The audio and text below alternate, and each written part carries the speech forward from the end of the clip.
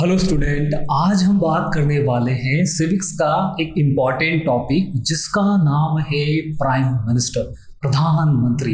देखो, आप लोगों के माइंड में बहुत सारे क्वेश्चन हो सकते हैं कि सर देश के प्रधानमंत्री कैसे बनते हैं, हम भी बनना चाहते हैं। हो सकता है आपके माइंड में क्वेश्चन होगा सर प्रधानमंत्री कितने साल तक रूल करते हैं, वो भी हम यहाँ पे डिस्कस करेंगे। साथ ही साथ हम यहाँ पे डिस्कस करेंगे हमारे देश के पहले प्रधानमंत्री कौन थे, दूसरे, तीसरे और लास्ट तक एट प्रेजेंट अभी कौन से प्रधानमंत्री है वो भी हम यहाँ पे डिस्कस करेंगे। इसी के और आगे हम ये देखेंगे कि प्रधानमंत्री के पास ऐसी क्या पावर है जो प्रेसिडेंट के पास पावर नहीं है। और साथ ही साथ जितने भी क्वेश्चंस आपके माइंड में रहते होंगे प्रधानमंत्री से रिलेटेड, उन सभी क्वेश्चंस के आंसर्स को हम यहाँ पे कवर करने की कोशिश करेंगे। तो स्टार्ट करते हैं हमारा आज का वीडियो। सबसे पहले हम बात कर लेते हैं कि प्रधानमंत्री कौन होता है। देखो, प्रधानमंत्री जिसको नॉर्मली हम हिंदी में प्रधानमंत्री और इंग्लिश में द प्राइम मिनिस्टर कहते हैं, इन्हीं को बेसिकली कैसे इलेक्ट होते हैं सबसे पहले हम देख लेते हैं। देखो, देश के जो प्रधानमंत्री होते हैं ना, देश के प्रधानमंत्री बनने के लिए जो सबसे पहली क्वालिफिकेशन क्या होना चाहिए, या सबसे पहले एलिजिबिलिटी बोल सकते हैं, क्योंकि हमारे देश में क्वालिफिकेशन की कोई इतनी रिक्वायरमेंट है नहीं। हमारे देश में एलिजिबिलिटी की बात करें सबसे पहले देश का प्राइम मिनिस्टर बनने के लिए, तो उसे या तो लोकसभा या फिर राज्यसभा दोनों में से किसी एक का मेंबर होना जरूरी है। पहली कंडीशन क्या है, या तो लोकसभा या फिर राज्यसभा, इन दोनों में से किसी एक का मेंबर होना बहुत ही ज्यादा जरूरी है। ठीक है, अगर मान लीजिए वो लोकसभा का मेंबर है तो उसकी एज कितनी होना चाहिए, अगर लोकसभा का मेंबर है तो उसकी एज 25 ईयर से ज्यादा होना चाहिए। वहीं अगर वो राज्यसभा का मेंबर है तो उनकी एज कितनी होना चाहिए, 30 साल से ज्यादा होना चाहिए। तो इससे हमको एक चीज समझ में आती है कि हमारे देश का प्रधानमंत्री कम से कम जो है 25 साल से बड़ा होगा अगर वो लोकसभा के अंदर है, और राज्यसभा से वो आता है तो कम से कम 30 साल से बड़ा तो होना जरूरी है। क्यों? क्योंकि इन दोनों के लिए जो है एज लिमिट यहाँ पे होती है। तो पहली चीज तो हम लोगों ने ये देखी। इसी के और हम अगर आगे बढ़ते हैं और हम आगे बढ़ने के बाद देखते हैं कि प्रधानमंत्री बनने के लिए लोकसभा और राज्यसभा में तो इनको दोनों में से किसी एक में इनको क्या होना चाहिए, वहां के मेंबर होना जरूरी है। सेकंड नंबर पे जो रिक्वायरमेंट होती है प्रधानमंत्री बनने के लिए कि जो भी मेंबर है उसे लोकसभा के अंदर मेजोरिटी होना चाहिए। तो पहली चीज तो आप लोगों के माइंड में क्वेश्चन आएगा कि सर लोकसभा किसे कहा जाता है। देखो जरा, हमारे देश जो है इंडिया के अंदर बेसिकली पार्लियामेंट गवर्नमेंट सिस्टम होता है। मींस कि हमारे यहाँ पे सारा जो रूल किया जाएगा वो पार्लियामेंट से किया जाता है और पार्लियामेंट से ही सारे नियम बनाए जाते हैं, ये सारी चीजें होती है। और हम लोगों ने इसके पहले वाले वीडियो में देखा था लोकसभा में अगर आप लोगों को पता हो तो हमारे देश के अंदर एट प्रेजेंट करंटली लोकसभा के अंदर 552 सीट्स है, 552 सीट्स है। और इन्हीं 552 सीट्स में से एट प्रेजेंट 543 सीट्स पे क्या होते हैं, इलेक्शंस होते हैं। देखो कंफ्यूज मत हो, आप सिंपल समझो कि हमारे देश में प्रधानमंत्री के लिए अभी जो एट प्रेजेंट करंटली कितने सीट्स पे इलेक्शन होते हैं, तो वो होता है 553 सीट्स पे, 543 सीट्स पे, और 2 सीट जो है वो एंग्लो इंडियंस के लिए रिजर्व रहती है। यहाँ पे मैं लोकसभा को ज्यादा डिटेल में नहीं बताऊंगा, लोकसभा के लिए मैंने एक सेपरेट वीडियो अपलोड करा है। अगर आप लोगों ने वीडियो नहीं देखा है तो प्लीज पहले आप उस वीडियो को वॉच करें ताकि आपको ये प्रधानमंत्री वाला टॉपिक और अच्छे से समझ में आएगा। सो लोकसभा के अंदर कितनी सीट्स है, लोकसभा के अंदर एट प्रेजेंट 543 सीट्स है, और इन 543 सीट्स का हाफ कितना होगा, 271.5। ठीक है, इतनी सीट्स आना या इससे ज्यादा का सपोर्ट होना जरूरी होता है, जिसको बोला जाता है मेजोरिटी। देखो मेजोरिटी का मतलब क्या होता है, मान लीजिए आप लोग घर पे 10 जने हैं, ठीक है, 10 पीपल्स हो सकते हैं, और अब मान लीजिए टीवी पे एक साइड मैच आ रहा है, आईपीएल का मैच स्टार्ट होने वाले हैं, तो आईपीएल का क्रिकेट मैच आ रहे हैं, और एक ही साइड हो सकता है नाइट पे स्पेशली फैमिली कुछ प्रोग्राम आते होंगे, जैसे तारक मेहता हो गया, कुमकुम कौन घर से नाटक आते हैं जो स्पेशली फीमेल्स देखती है ना, जितनी भी घर के लेडीज होते सारे लोग। अब इसी सिचुएशन में मान लीजिए टीवी घर पे एक है, अब डिसाइड करना है कि कौन सा चैनल दिखा जाए, तो सिंपल सी चीज है, जो जिसके मेंबर ज्यादा है वो चीज देख लेंगे। अब जैसे स्टार्ट करते तो 10 में से देखा कि जो है 4 जेंट्स है वो चाहते हैं आईपीएल मैच देखना, और 6 जो है स्पेशली वो फीमेल है, और फीमेल चाहते हैं कि हम लोग हमारे जो डेली सीरियल्स आते हैं वो देखना चाहते हैं। मेजोरिटी किसकी ज्यादा हुई, मेजोरिटी ज्यादा होती है यहाँ पे फीमेल्स की, फीमेल्स के फेवरेट सीरियल्स जो आ रहे हैं वो वहां पे देख सकते हैं। इसी तरीके से लोकसभा के अंदर कम से कम जो हाफ सीट होती है ना, इस हाफ सीट से एक ज्यादा या हाफ सीट से ज्यादा सीट्स होना चाहिए। तो अगर हम बात करें 543 सीट्स का हाफ कितना होता है? 543 सीट्स का हाफ होता है 271 और 271.5, और इससे थोड़ा सा ज्यादा मतलब 272 सीट जिसके भी पास होगी वो देश के वो लोग सारे मिलकर देश के प्रधानमंत्री को बना सकते हैं। मतलब ये हुआ कि हमारे देश के प्रधानमंत्री के लिए कोई डायरेक्ट इलेक्शंस नहीं होते हैं। डायरेक्ट इलेक्शंस का मतलब क्या होता है? जिसे मान लीजिए हम बात करते हैं अमेरिका के अंदर जब राष्ट्रपति प्रेसिडेंट की इलेक्शन होते हैं तो उनको डायरेक्ट इलेक्शन होते हैं। मतलब पूरे देश के, पूरे अमेरिका के सभी लोग सिर्फ और सिर्फ प्रेसिडेंट को वोट देते हैं। हमारे यहाँ पे ऐसा इलेक्शन नहीं होता है। हमारे यहाँ पे हम कभी भी इलेक्शन देने जाते हैं, आप आपके पेरेंट्स से पूछिएगा, वो बताएंगे कि हम कभी डायरेक्ट हमारे प्रधानमंत्री के लिए वोट नहीं डालते। मान लीजिए अगर नरेंद्र मोदी को प्रधानमंत्री बनाना है या फिर आगे राहुल गांधी जी को प्रधानमंत्री बनाना है तो हम डायरेक्ट उनको वोट नहीं देंगे। हम किनको वोट देंगे? हम उनकी पार्टी से बिलोंग करने वाले रिप्रेजेंटेटिव को वोट देते हैं, और जिनको बोला जाता है एमपीज मतलब मेंबर ऑफ पार्लियामेंट। तो वही एमपीज जीत के पार्लियामेंट में जाते हैं जिसको बोला जाता है लोकसभा। और लोकसभा के अंदर जिनके पास मेजोरिटी ज्यादा होगी, जिस पार्टी के ज्यादा मेंबर होंगे, जिसका सपोर्ट ज्यादा होगा, उसके वो लीडर्स को क्या बना सकते हैं? प्रधानमंत्री बना सकते हैं। अब सेकंड क्वेश्चन आपके माइंड में आ सकता है कि मान लीजिए सर लोकसभा में किसी के पास 272 मतलब मेजोरिटी नहीं मिलती, तब क्या होगा? अब अगर मेजोरिटी नहीं मिली है तो क्या करेंगे? मेजोरिटी नहीं होती उस सिचुएशन में क्या करते हैं? मिक्स बाजीबाल एकदम सभी जो पार्टीज के मेंबर वो साथ में आके अलायंस बनाते, ग्रुप बनाते, एक समूह बनाते हैं और उनके साथ वो क्या करते हैं? प्रधानमंत्री को इलेक्ट करते हैं। मतलब ये हो गया कि अगर लोकसभा के अंदर 272 से ज्यादा सीट्स नहीं मिलेगी तब इनको ग्रुप में आना पड़ेगा। आप इसको समझे इस तरीके से। मान लीजिए आप मार्केट में जाते हैं कोई शॉपिंग करने के लिए और आपको थे कि आपको पिज्जा ही खाना है। आपने डिसाइड कर लिया कि सर अब तो कुछ भी हो जाए, लॉकडाउन तो आए इतने दिन से हम लोगों ने कुछ नहीं खाया था, अब तो फाइनली हम लोगों को क्या खाना है? पिज्जा खाना ही है सर। अब पिज्जा खाने के लिए गए, आपने बिल्कुल जेब में देखा, जेब में इधर हाथ डाला, इधर हाथ डाला और जेब में जो निकला आपके पास 50 रुपीज। ठीक है, अब 50 रुपीज निकले और आपको खाना है पिज्जा, और पिज्जा की प्राइस है मान लीजिए 100 रुपीज। तो आप क्या करोगे? 50 रुपीज में से खा पाओगे क्या? नहीं। फिर आपने क्या करा? आपने आपके इधर देखा साइड पर, आपको आपका एक दोस्त दिखा, आपने बोला ठीक है भाई मेरा दोस्त आ गया, ला भाई 50 रुपए दे मेरे को जरा, और उसके साथ आपने पार्टनरशिप करी, उसके साथ आपने एक फ्रेंडशिप करी और आप दोनों ने मिलकर साथ में जाके क्या करा? पिज्जा खाया। क्यों? क्योंकि 50 रुपीज उसके पास भी थे, 50 आपके पास भी थे, और दोनों के 50 मिला के कितने हो जाते? 100। तो इसका मतलब ये हो गया कि जब भी अगर लोकसभा के अंदर अगर किसी गवर्नमेंट के पास मेजोरिटी नहीं होगी तो उन्हें क्या करना पड़ेगा? उन्हें अलायंस बनाना पड़ेगा। इसी तरीके से हमारे देश के अंदर अगर हम बात करें अलायंस है, जैसे अगर हम बात करें एनडीए की बात की जाती है तो ये बेसिकली बीजेपी का अलायंस ग्रुप है, जहां पे बीजेपी से जितनी भी पार्टी जुड़ी हुई है वो सभी साथ में आती है। तो ये सेकंड चीज हम लोगों ने देखी अलायंस के बारे में। थर्ड नंबर पर अगर हम आगे बात करते हैं तो जो लीडर्स होते हैं, जो लोकसभा के जो इलेक्टेड जिनके पास मेजोरिटी होती है, वो क्या करते हैं? इस लोकसभा में से किसी भी एक नेता को, किसी भी एक रिप्रेजेंटेटिव को इलेक्ट करते हैं और उनको सपोर्ट करते हैं प्रधानमंत्री बनने के लिए। मतलब ये होता है कि हमारे देश में प्रधानमंत्री बनने के लिए लोकसभा का कैंडिडेट होना जरूरी है और उसमें से किसी भी एक कैंडिडेट को जब तक इन सभी लोगों का सपोर्ट है तब तक वो देश का प्रधानमंत्री बन सकते हैं। मतलब ये हुआ कि हमारे देश के प्रधानमंत्री की कोई भी टर्म्स, कोई भी स्पेशली अगर मैं बात करूं टेन्योर की बात करूं, कोई भी वर्क कितने टाइम तक बने रह सकता है वो फिक्स्ड नहीं है। क्यों नहीं है? क्योंकि जब तक उनके पास सपोर्ट है किनका?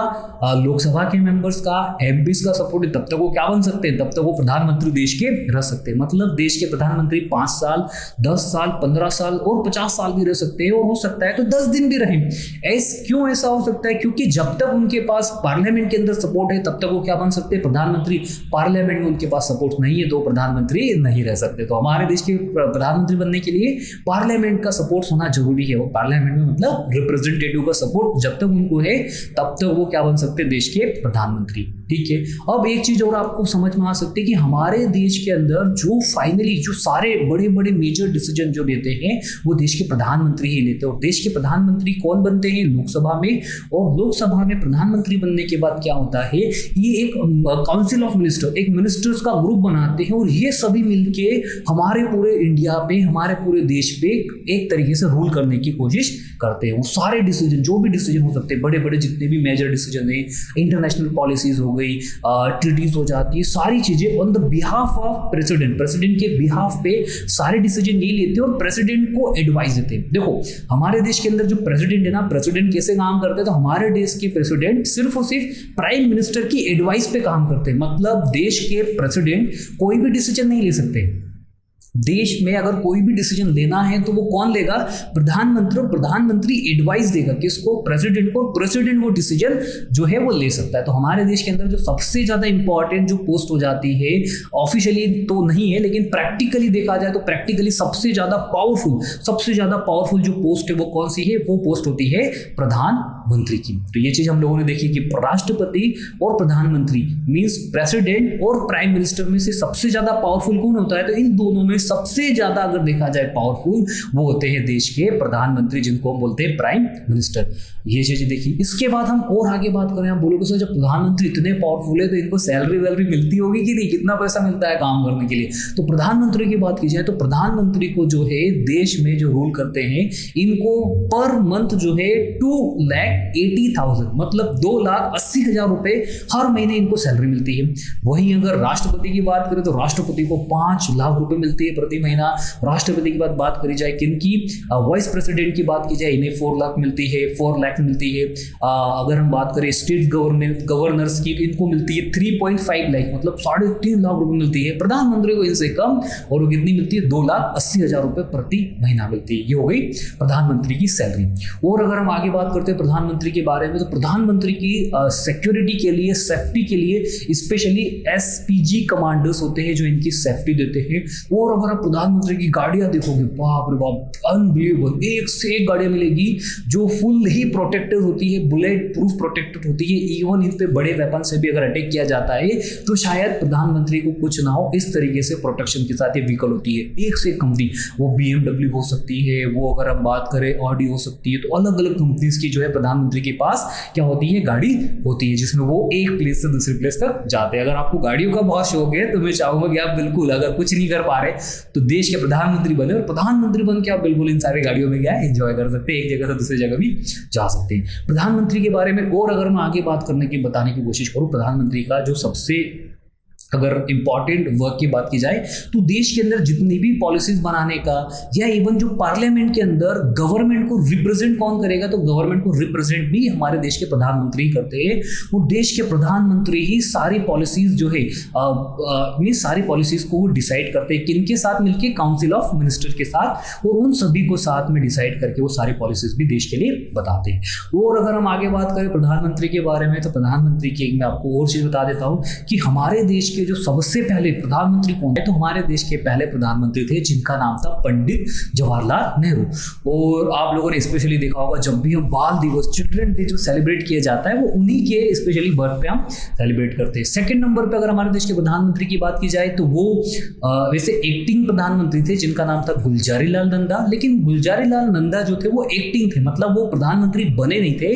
हुआ क्या था, जो हमारे देश के पहले प्रधानमंत्री थे जिनका नाम था पंडित जवाहरलाल नेहरू, इनकी डेथ हो जाती है। और डेथ होने के बाद उनके टाइम पीरियड पे जब तक कोई नया प्रधानमंत्री नहीं बनता है तब तक कोई ना कोई तो काम करने वाला होना चाहिए, तो वो बनते हैं जिनको बोला जाता है गुलजारी लाल नंदा, और वो as a acting prime minister होते हैं।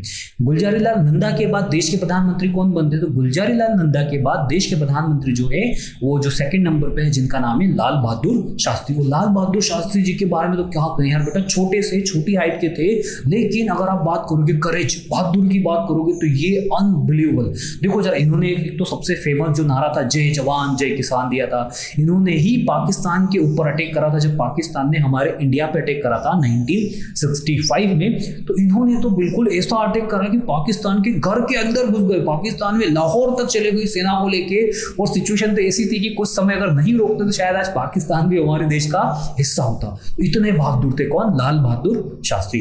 लाल बहादुर शास्त्री जी के बाद थर्ड नंबर की बात की जाए तो थर्ड हमारे देश के जो प्रधानमंत्री थे इनका नाम क्या था, इंदिरा गांधी। और इंदिरा गांधी देश की पहली वुमन जो थी वो एज अ प्राइम मिनिस्टर बनती है। 4 नंबर पे अगर हम बात की जाए तो इंदिरा गांधी जी के बाद जो बनते हैं उनका नाम क्या रहता है, मोरारजी देसाई रहता है। मोरारजी देसाई के बाद अगर 5 नंबर पे बात की जाए तो चरण सिंह है। 6 नंबर पे बात की जाए तो चरण सिंह के बाद क्या होता है, वापस इंदिरा गांधी बनती है, लेकिन इंदिरा गांधी जी को ऑलरेडी हम 3rd नंबर पे कवर कर चुके हैं। तो जो नए प्रधानमंत्री बनते हैं उनका नाम है राजीव गांधी। और राजीव गांधी देश के अभी तक एट प्रेजेंट अभी तक सबसे यंगेस्ट मतलब सबसे छोटी या उम्र के प्रधानमंत्री बनते। छोटी का मतलब ऐसे बनता है कि सर 15-20 साल में बनते, ये एक्चुअली बनते हैं at the age of 40 year. 40 साल की एज में जो है राजीव गांधी हमारे देश के प्रधानमंत्री बन जाते हैं। राजीव गांधी जी ऐसे कौन है, तो राजीव गांधी जी राहुल गांधी जी के पापा और इंदिरा गांधी जी के सन, ये थे राजीव गांधी। और राजीव गांधी जी के एक भाई भी थे, छोटा भाई, जिनका नाम था संजय गांधी। संजय गांधी जी तो बिल्कुल यार अनबिलीवेबल, वो जैसे हम लोग बाइक पे नहीं घूमते, बाइक चलाते, जब भी हमारा टाइम होता है फ्री टाइम पीरियड में जाते हैं राइड करने के लिए, या कोई कार से जा सकता है, उनका तो बहुत ही अलग। वो तो स्पेशली फ्लाइट प्लेन लेके जाते थे फ्री टाइम में, उसी प्लेन क्रैश में इनकी डेथ हो जाती है। तो ऐसे थे संजय गांधी जी की। और अगर डिटेल में चाहिए तो हम कभी अलग से बात करेंगे।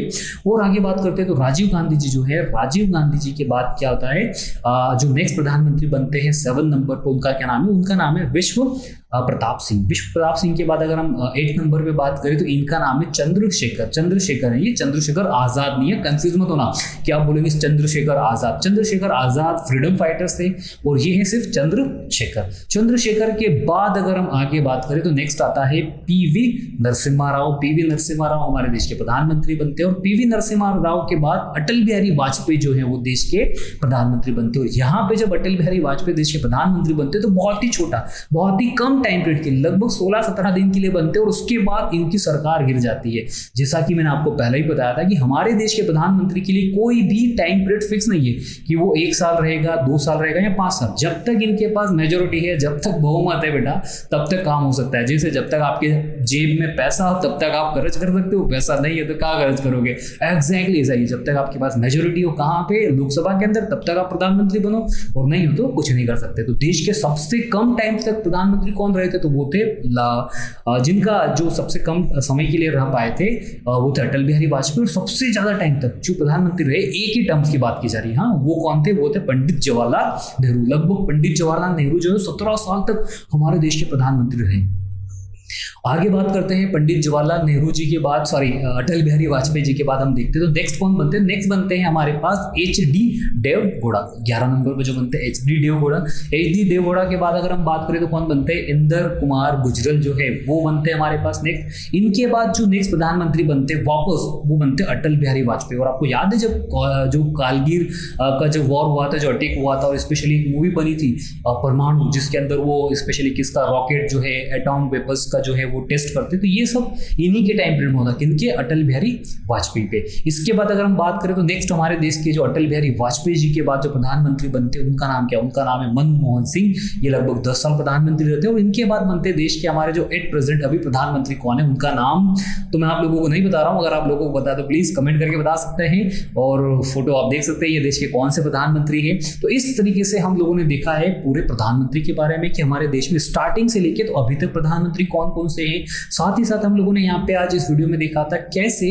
क्या एलिजिबिलिटी या क्या एक्चुअली एलिजिबिलिटी या क्वालिफिकेशन होना चाहिए देश का प्रधानमंत्री रहे। तो एलिजिबिलिटी सिंपल सी है, देश का सिटीजन होना चाहिए, एज जो इसकी या तो 25 अगर लोकसभा में है तो, और राज्यसभा में है तो 30 ईयर से ज्यादा होना चाहिए। और सबसे इंपॉर्टेंट जो चीज है वो क्या होना चाहिए कि इनके पास लोकसभा के अंदर मेजोरिटी होना चाहिए, तभी वो देश के प्रधानमंत्री बन सकते हैं। ठीक है, लोकसभा में, कंफ्यूज मत होना, राज्यसभा की मेजोरिटी की बात नहीं की जा रही, लोकसभा की बात की जा रही है। लोकसभा में मेजोरिटी है तब तक वो प्रधानमंत्री देश के बने रह सकते हैं। तो उम्मीद करता हूं कि आपको ये वीडियो पसंद आया होगा। अगर वीडियो पसंद आया तो प्लीज आप लोग लाइक कर सकते हैं, और कमेंट करने का टाइम रहे तो आप लोग कमेंट्स भी कर सकते हैं। Thank you so much.